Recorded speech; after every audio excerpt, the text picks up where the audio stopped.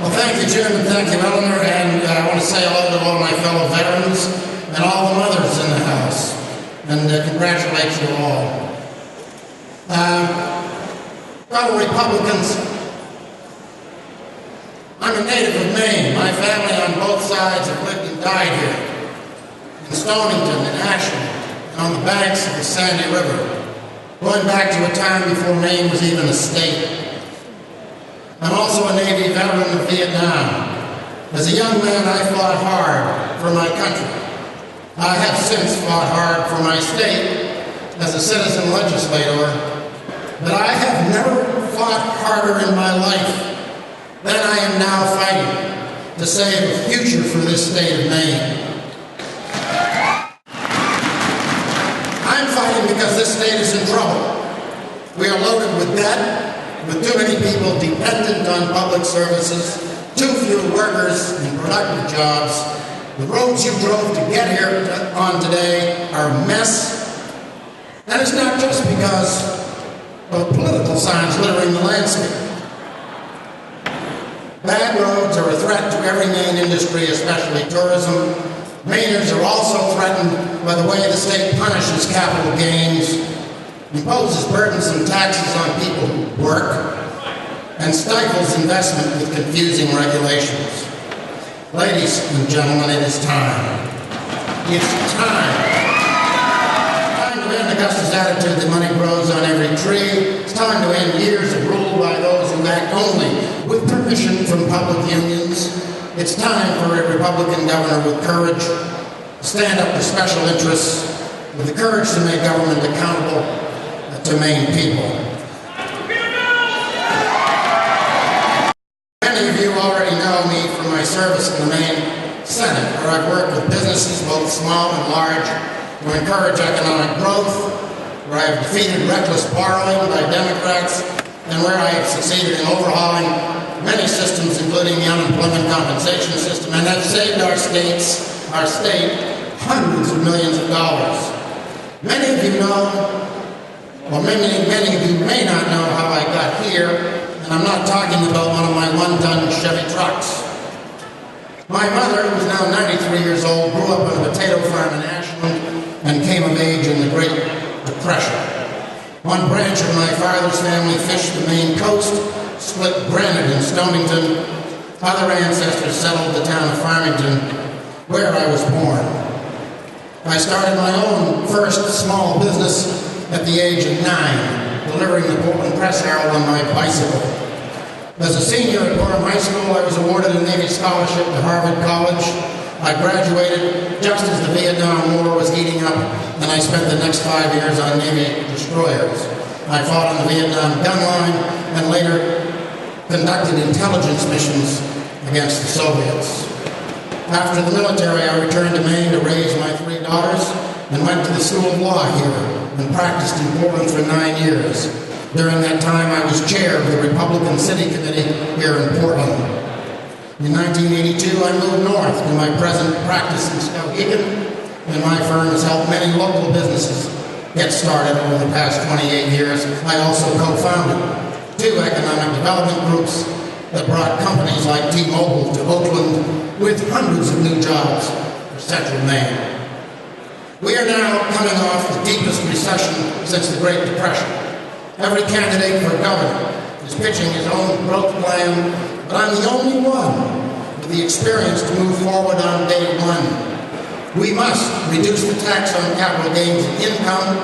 Entrepreneurs cannot afford to locate here when they lose 8.5% off the top of every dollar earned. If we Republicans place a high value on work ethic, and I do, then we should not tax the labor of others at one of the highest rates in the United States. Beyond job growth, Maine's fiscal integrity depends on paying down our debt. A few years ago, many of you joined me on my Don't Mortgage Me campaign, and together we stopped the Democrats from borrowing $447 million from our children to pay today's debt.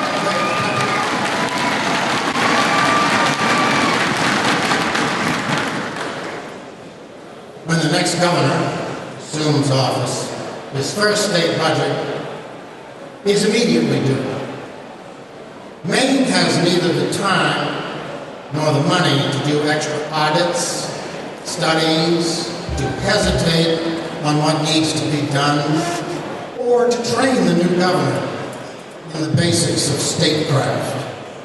We need a leader who can step up on day one, who knows where to find the savings, how to work with a score of state agencies, with 13,000 state employees, 7,000 private contractors. The governor must be able to explain it all to the citizens of our state, and most importantly, he must know how to gain support from a separate branch of government, the 186 people, we hope mostly Republicans, who are elected independently to the Maine legislature.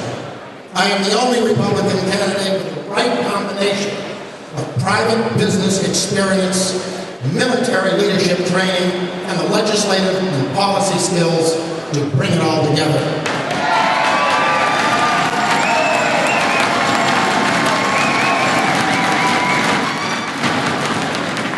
All 7 of us candidates agree, basically, on Maine's challenges and opportunities.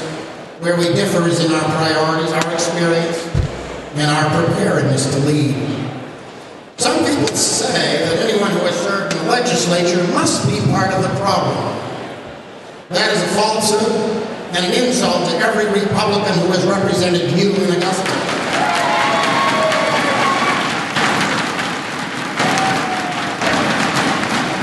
We Republicans, while serving in the minority, have often had to measure success by how much we can cut spending by Democrats, or how often we can block reckless borrowing. We succeeded, for example, in defeating the so-called H1N1 bill, in which Libby Mitchell proposed to force businesses to pay people for not working in the middle of the deepest recession since 1933.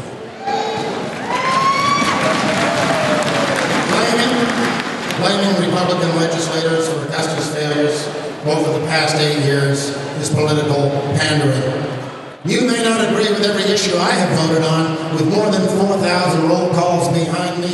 Anyone can nitpick my record, but I have always fought for what I think is right, regardless of political gain. This is what people expect from a leader. Republicans are just 28% of registered voters. Maine's independents are a dominant force. They decide general elections. We need them, folks. My Senate district in Somerset is dominated by independents. Before my last election in 2008, the public employee unions sent out letters demonizing me because I had fought against increasing their pension benefits that had been negotiated by Doc McKernan.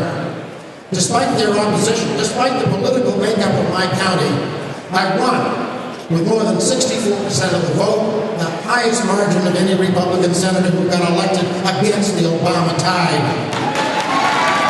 Maine is beginning a long road to recovery. When state revenues start coming back, do you think that that money will be used to pay down debt or rebuild our roads? Or will it be squandered on new Democratic programs? This is the challenge. This is the battle I fought against Democrats in the last recovery during the 1990s. And this is the reason our state needs to elect me as your Republican governor, if we are to have any future at all. Do we want to be governed for the next 4 to 8 years by Libby Mitchell, Steve Rowe, Pat McGowan? I do not. Nominate me, please, as your candidate, and I will win this November, just as I won all 8 of my general elections during 16 years of public service. I will govern by the Republican principles of good business and sound economics.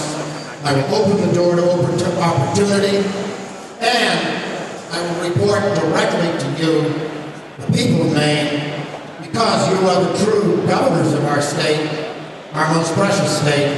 Thank you all. Let's work together to take back Augusta. Thank you.